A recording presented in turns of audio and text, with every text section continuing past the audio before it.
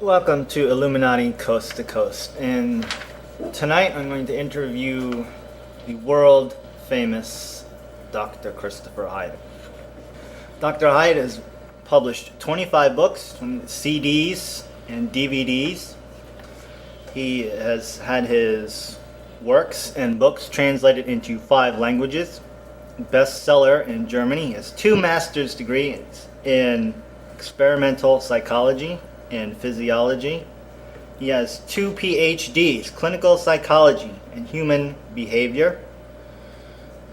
He is a student of the well-known and world-famous Dr. Francis Israel Regardie. And today he's here live on Illuminati Coast to Coast. Dr. Hyatt, thanks for being part of the program. Thanks for coming on. It's a real honor to interview you. And your current interests, you said, are kundalini tantra. Is that correct? Yeah, I've been doing that, working with Dr. Israel Regardie since 1970. And now we're doing what is called RUDY, Radical Undoing Yourself, RUDY, which consists of the technology of undoing the so-called chakra knots. So when the kundalini is released, you don't run into most of the problems that many people run into when fooling around with the kundalini force. And what are some of those problems? If you remember, there was a book written by a psychiatrist. I think it was called Kundalini or Psychosis. And then you remember the book by, I think it was Gopi Krishna, right, on his experiences with Kundalini. Sometimes people use the word prana. There are 2 different explanations whether or not the words are equivalent. In my view, the forces are equivalent, the powers are equivalent.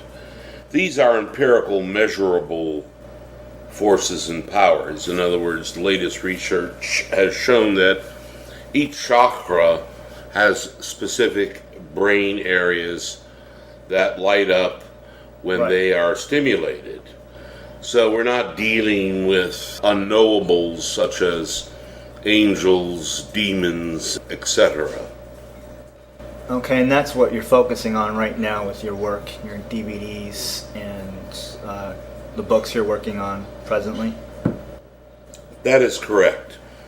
The first DVD and CD we only sold privately through Falcon's website, and the second DVD is the work on the eye and face areas, or for those interested in chakra names, the ajna area and the right, surrounding areas involved. And these are both DVDs, and you also have audio CDs on Kundalini and Tantra. We have some, but we're okay, switching completely to DVD rather than doing the audio CD because it doesn't make any sense. You can't see what you're doing or what's going on. And I've hired inexperienced models to give demonstrations rather than experienced ones, for the simple reason most of the students are starting from a 0 base, and we want to give them the idea of what happens in the progression of loosening up the so-called knots. That's what you're focusing on now. Tell us a bit about your own background and how you got started in working with the late and great Dr. Regardie and psychology and religion.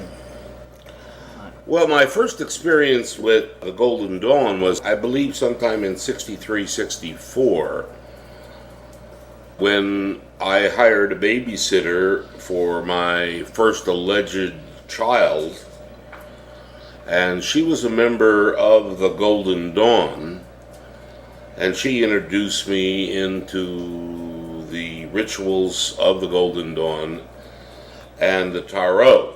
She was a follower of Waite and one of Waite's groups, which had a base in Florida, according to her.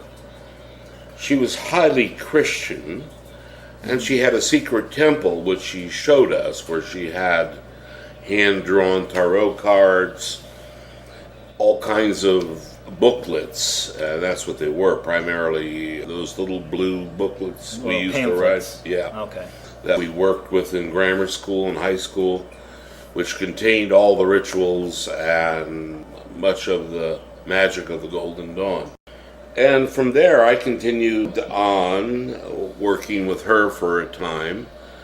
And then when she disappeared, I continued working on my own until 1970, when I met Dr. Rigardi.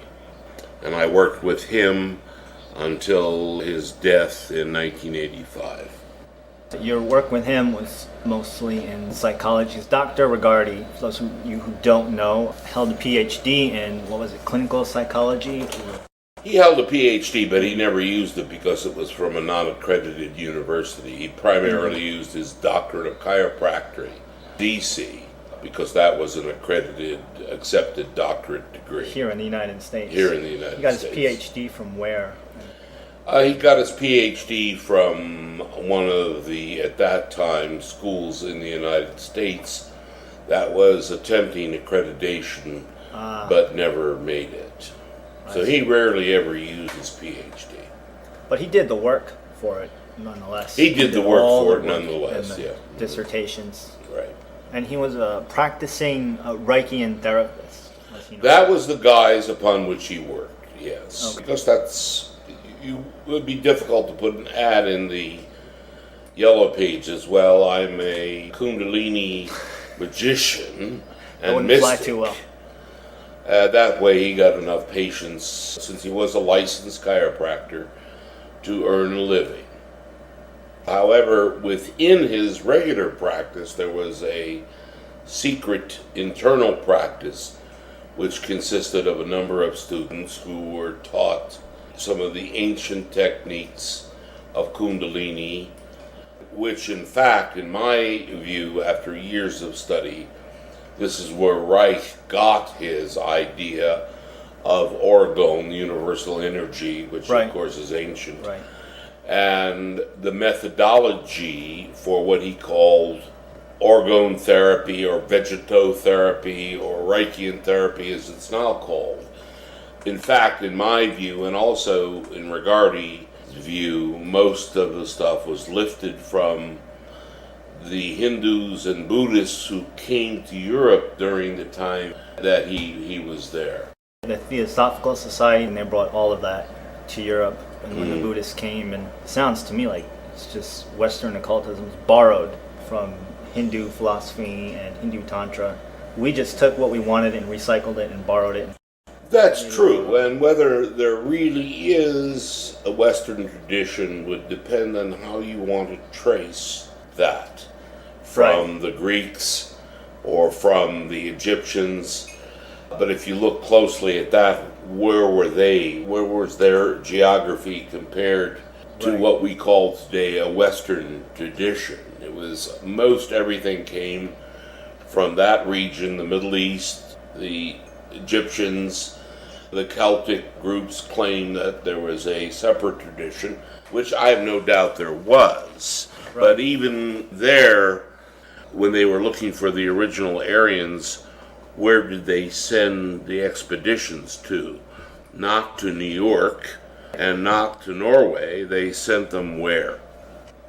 If all of this came out of Egypt and into an early India where the Aryans were supposedly from, and they made their way they trickled their way really into Europe, then all of this really is coming from that whole Fertile Crescent area.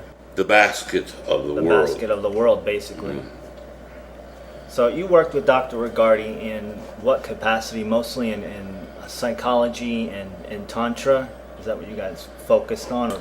Well, I don't like the word psychology anymore because it's become a profession for housewives and a profession for politicians. They're preoccupied with what is socially acceptable now. In my day, it wasn't that way. I was in the era where We used LSD legally, and we did all kinds of experimental work. We had the nude marathons, we had all the experimental stuff, which today would be considered as politically incorrect. Or taboo or disreputable. So I gave up my licenses. Because of today's social stigma surrounding clinical psychology and all the work behind that. I advertised myself as such, but I never considered myself as one of them. I always considered myself as a teacher.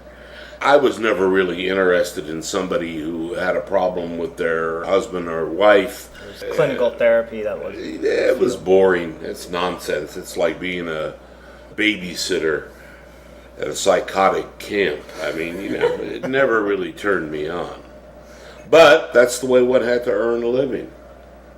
And so you and Dr. Regardie really focused not on psychology, and even that's really, as you said, a word that's misunderstood, and it seems today psychologists are only interested in getting their returns. It's a handmaiden of the state, so people can reproduce and have babies and consume and buy things. Well, you and Dr. Regardie did real work concerning the human brain and our psychic makeup. That's true. Tell me about some of your early work concerning that, concerning kundalini, and not psychology, for lack of a better word, but exploring the human brain in relation to religion and our behavior. And Dr. Regardie wrote many gems in that regard, using mysticism and the Kabbalah. Tell me about some of your early work with that. Well, first let's say that the word psychology is from the word psyche. Psyche, exactly. Right, in Greek. However, what we do is from a different word, which starts with T, thanatology, which was more concerned with what people nowadays call psychology. Actually, the psyche is more of a broad term and is more concerned with the soul and the entire makeup of man rather than just one aspect of man. You and Dr. Regardie were doing a lot of work with the human psyche and how it relates to a religion. I know Dr. Regardie was an adept of the Golden Dawn and really explored the psyche and behavior in relation to initiation and initiating into society like the Golden Dawn. So tell me a bit about your early work. Few know that when we were doing what I call chakraology, or what he advertised as neo-Reichian therapy, with certain patients he was doing such things as the middle pillar while working with them, so he would be sending waves of energy through them, but he did not do that with most of his patients because they were regular people, and that's how he made his income. We all live in a disguise in this society, in this culture. That was his.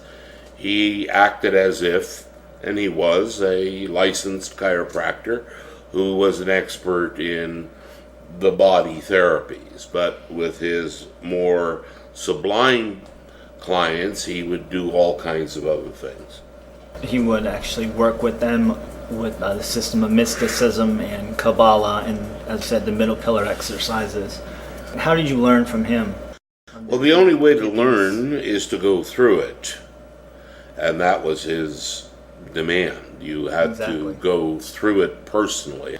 I have a document that he signed that I went through so many hours of work in this area. I think it came out to about 3.5 years before he gave me permission to go out on my own and do what I could do.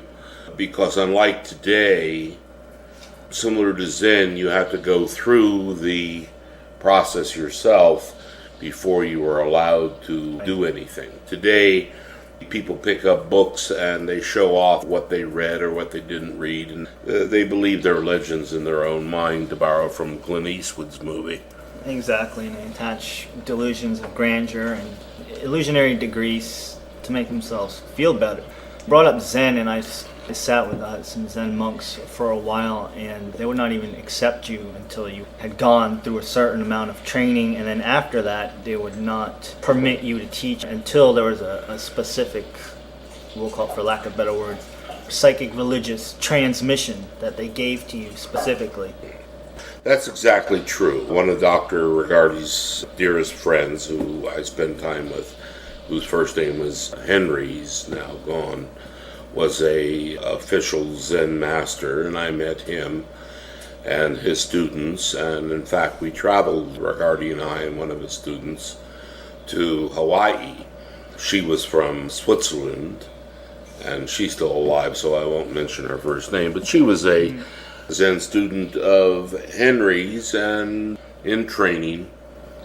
But again, you made a very valid point. Today, everyone is a star, everyone is everything, everyone is equal. It's not the way it is. It's not the way it really is.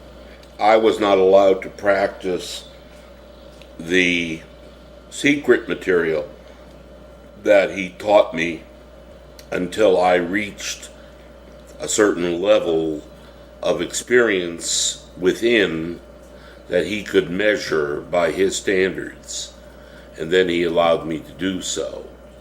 He had a number of students who were in fact clinical psychologists who never received the material, although they think they went through the process, because he had very little regard for them, and they were just patients, according to him.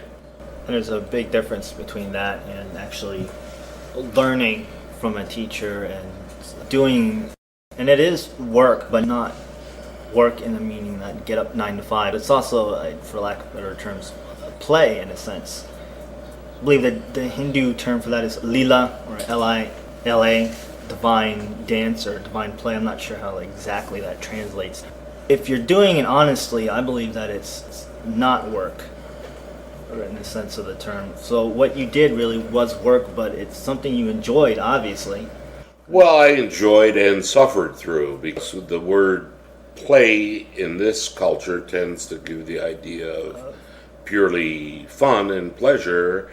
A lot of the kundalini, tantra, chakra work is not, because you have resistance, and to overcome the resistance you have to create a greater force, and as the greater force breaks through the resistance, it causes you a lot of discomfort. Methods that I use in Radical Undoing Yourself still will cause unpleasant results, but they'll not be horrifying or permanent unpleasant results. And at the same time, for the few students I do work with directly, I do pass on an aspect of the tradition, but they have to go through the work. And you mentioned it is work, and I didn't play in the sense of let's have a good old time and play. It's work, but it's something that not only that you enjoy because it's something that you want a part of your life, obviously, to have been doing it this long, but you do go through a lot of, I'll vouch for that, you go through a lot of sufferings and trials, and anything that doesn't include sufferings and any type of psychological or religious work that doesn't put you through the gauntlet, so to speak, is not really worthwhile. Exactly. That's why, for an example, you will never see my series of DVDs on television being advertised, because it's not something for the masses. I'm not trying to give you you're okay, you feel good, and I love you unconditionally, because that's not what I'm selling. I'm selling work for those people who are interested in doing the work. And it's years of commitment, and it's costly, and if you want to be able to do that on other people and be responsible, then you have to go through the entire process yourself. It does take years of not only doing the work yourself and learning, but study as well, and you have to have the motivation enough to study not only with the teacher but by yourself, and take it up as a form of sacred study where you're practicing but you're also studying. And a lot of people just want the practice. They want the pudding without the recipe, and it's cool. I get hundreds of emails. Oh, do you believe this? Did you read this? Oh, what do you think about that? I don't respond, or I say something very strange to these people who write me such emails. They want to engage me and they want validation, or they want to prove they're smarter than I am. And most of the people in this area, or in fact any area, are more interested in being a legend in their own mind than actually getting down and doing the dirty work.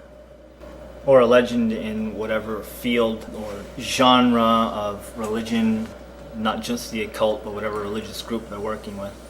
Religion is the opiate of the masses. This work, what Dr. Regardie did, to me it seems like he combined these systems. He really explored the human psyche and what role it plays in us, and the format of initiation that he went through, that he did the work on himself, and the sufferings that he went through and that you've gone through under him. Now, to me, in the books you've written, it seems like there's a good portion of people, a large portion, who don't want to do the work. Very few people do the work. If you remember one of Bob Wilson's books, he points that out over and over again, that he will get emails. He's already answered the questions, and they're asking him the same questions because they didn't read the work. And what I mean by read, one of the exercises I provide all my personal students is they get 2 or 3 books, and they're all open to page 1. And they're to read a paragraph of each of them every day. 1 paragraph or 1 page. And that's all. And within their minds, they're to analyze and compare and contrast and integrate the greatest disparities. For an example, I'll provide science, insanity, and Matthew. And then I'll juxtapose that to a book on physiology. I'll juxtapose that to a book on mathematics. I'll juxtapose those to, in my view, one of the most disgusting novels, Gone with the Wind. And they're to put all of this information together. I force them to use their head. If they don't do it, then they don't remain one of my students. Critical thinking is what you learn in any university or college, one would That's assume. what they advertise. So they advertise. It's not always the case, but if you find a good professor to... I've observed this myself in the work that I've done in my own personal studies, and it is work to the extent, but it's also something one should want to do. You either want to do something or you don't. You don't do it or you do. And that seems to be the case with work. I mean, some students will take it on and then leave or drop out and go about their own thing. But to really get into the work, it doesn't seem like anybody is really doing it. As you said, they're really interested in being legends in your own mind.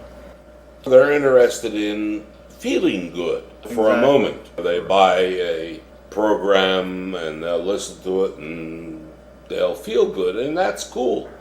But you can't pass that off as having done the work. It's like having a martini. It feels good for a while and then you crash, and if you're an alcoholic then you take another one. But the point is very simple. I've known people to go from one program to the next program to the next, always looking for magic, a fix, without having to put in the effort. It seems to be people just want that feeling, like you said, to feel good. They want to do a ritual or a magic or get this initiation to feel good, and that's not what it's about. You're going to get involved in this, you better be ready to do work, and as you say, to undo yourself. To do those things, unlearn what you've learned, and take up this work that we're discussing, and that Regardie started or carried on. Yeah, you see, you can measure brain change with MRI, etc., and if you do the work, there's actually changes. The nerve fibers from the frontal lobes will grow down to the lower brain system, Because in reality, we are dominated by the lower brain system, which has more fibers ascending to the frontal lobes. You wrote a book, The Psychopath's Bible, which really stands out. You want to tell us about that? The Psychopath's Bible really, particularly if you look at the latest editions, has a gigantic amount of coursework and study to do. If you want to be superior, if you want to be better, you have to learn. And you have to learn lots of different things. And the book tells you how to become superior. I use the word psychopath as a substitute for the word superior person. And the reason I chose that word is because so many of the great people throughout history, today particularly in our climate of political inferiority, we are sold an idea that all ideas, all values, everything is equal. There's nothing better than one thing than another, which is taught particularly in universities and the Department of Sociology, which in my opinion will be non-existent within 50 years, for the simple reason that everything is a function of the structure of the human brain. I really don't care about the subhuman or the average person. I care about the person who desires to be superior, and maybe is in a certain sense, but doesn't have the tools to become that way. And I provide techniques and work within that book to help them start along this process. Now, they can do this all by themselves, but if they want to work with me personally, which some do, they have to do it under my direction and the way I tell them. I do not put up with arguments or discussions. I'm not running an egalitarian university. I'm running a dictatorship. This is what I know works. If you want to do it, do it. If you don't, go somewhere else. But the Psychopath's Bible, some people have been panicked by the name, psychopath. Some people have even turned the book into the federal government. Sure you enjoyed that. Yeah, that was fun. However, they saw that it was truly benign. I mean, I'm not out to overthrow any of their silly systems. I'm simply providing information and techniques for those individuals who feel they want to be better than the common flock and who are willing to spend the time doing the work to accomplish that. A lot of people don't when they get involved in this, and sadly a lot of people associate this work with the occult and magic, and that's interesting on the outset. It's attractive and sexy and mysterious. How do we separate this from magic and the occult and all that nonsense? Because this is real physical and physiological and psychic work. That's true. You can do, and I have practiced all of these things and experimented with them, because my position is if I don't do it, I don't know it. So I have done hundreds and hundreds of rituals. I am a high-level initiate in a number of organizations. I have in fact co-started one with another individual using my lineage, or misusing my lineage. That's a better term for it, yeah. Yeah, I have a lot of experience in the so-called occult and the so-called initiations.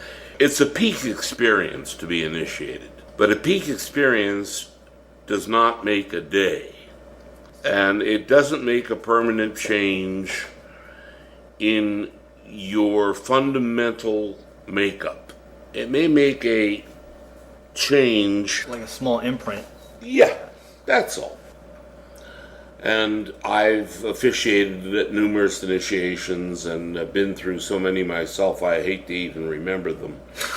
And also have performed numerous rituals with very high ranking adepts, and it's cool. It's a nice experience, right, it's like mysterious going and sexy to the and- amusement yeah, park and getting that thrill. yeah, But you got to getting come the down thrill. to earth. You got to That's the come point. down to earth and apply everything you do, more or less, each and every day. Yeah, every day is the key. What Dr. Rigardi was doing, and the books he wrote, was he really wanted to separate himself from that stigma. There was a great quote in one of the books. He said, sometimes I just wish the whole occult and Crowley and all that would just go the hell away. And I could really sympathize with that.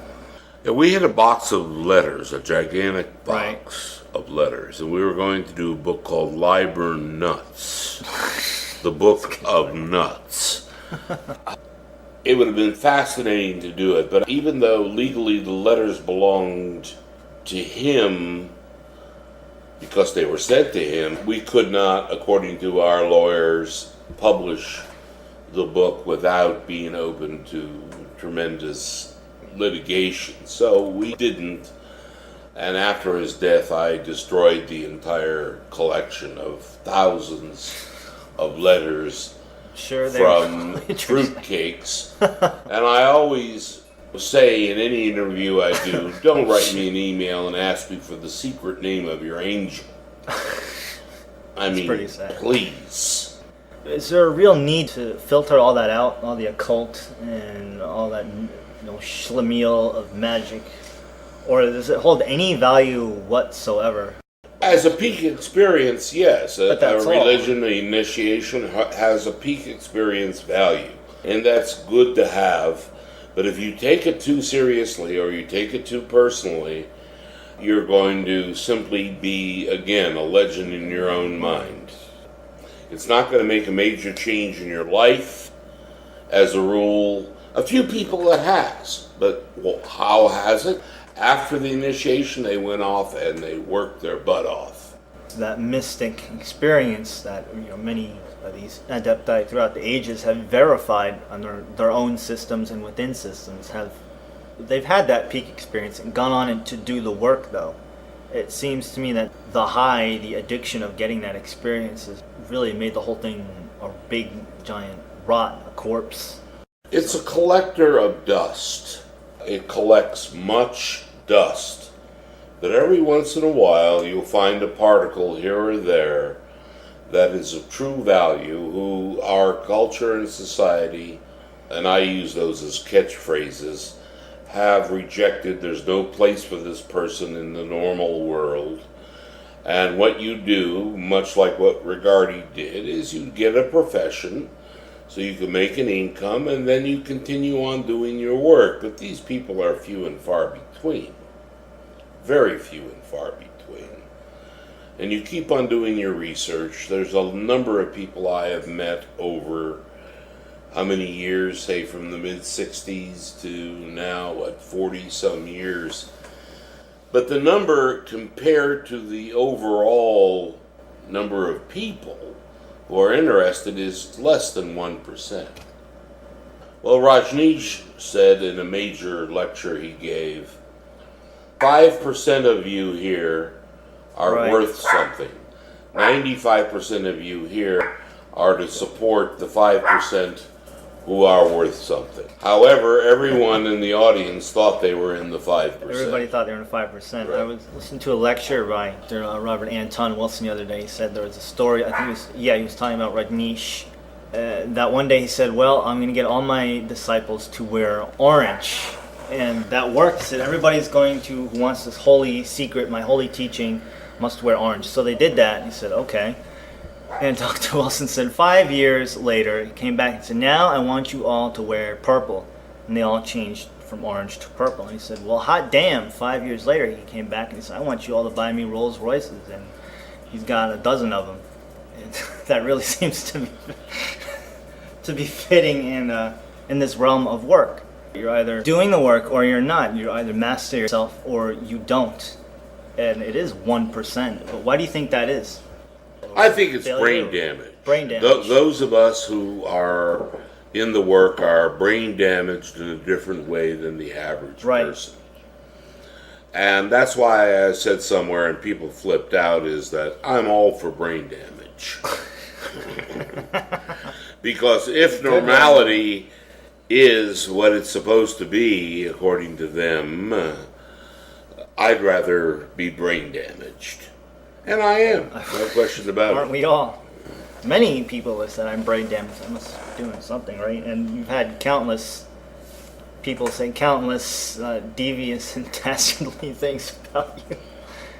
But those are people who are sheep, basically the normal person. And what's in the occult, that's why people get into it, is it not? To get that normalcy away from them, to get that peak experience. I'm not normal anymore because I did this initiation, or I have this experience, or well, it's something they can identify. They never have been normal. That's why they went in it to begin with. But now they can put a label on it. But now it is normal, though. I'm a first degree.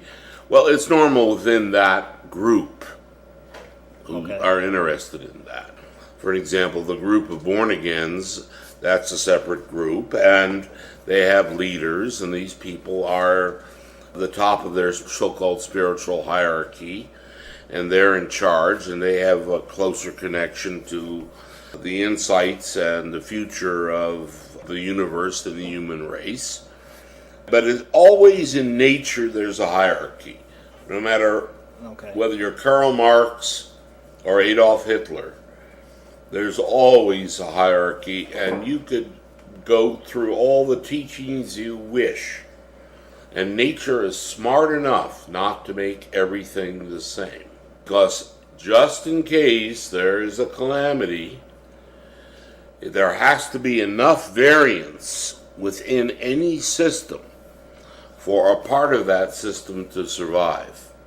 You can have all the delusions you want of normality, of what is right and what is wrong, and there will always be enough variability within the schemata so that if you had another ice age or if you had another warm age, something would survive of this particular genetic coil. Now, people are shocked right now over this whole idea of global warming. I mean, they're acting as if they have no sense of history. We had a minor ice age, 400 or 500 years ago in Europe and so-called United States, and 10,000 years ago, 20,000, 30. Species come and go. There's nothing so marvelous about us that we have to be here. Actually, Rigardi hoped that we'd all die and something better would come. He found us rather disgusting, and I agree with him. Rather loathsome, disgusting group of monkeys. I call us the fifth great ape. Yeah, pretty much. I mean, the dinosaurs had their time. It's like that movie The Matrix, as that character was saying. You're a disease, you go wherever you want, you reproduce, and you had your time. Buzz off. Buzz off, right. Bye. Where does the top of the hierarchy fit in then? Within any particular system, there's always a top of the hierarchy. And even between the lowest people, there is the top person on that chain. People. You can make all the laws you want. You can talk all you want. Words are very dangerous because it gives you the illusion that you have free will, when in fact you're just replicating. You're just a replicating system in space. That you have a mind of your own is another illusion. That you're really an individual is another illusion. That's the biggest. Free will is the biggest farce in the whole universe. Biggest farce of all. And there's a particular group out there, I forgot their name. Do what thou wilt. Oh my shall God, be the whole of the law.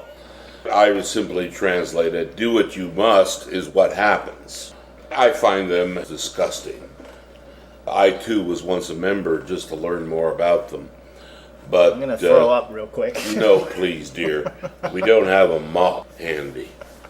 And they think they created such a phrase. Diogenes and the Greeks at 400 BC were using such phrases of your so-called true will.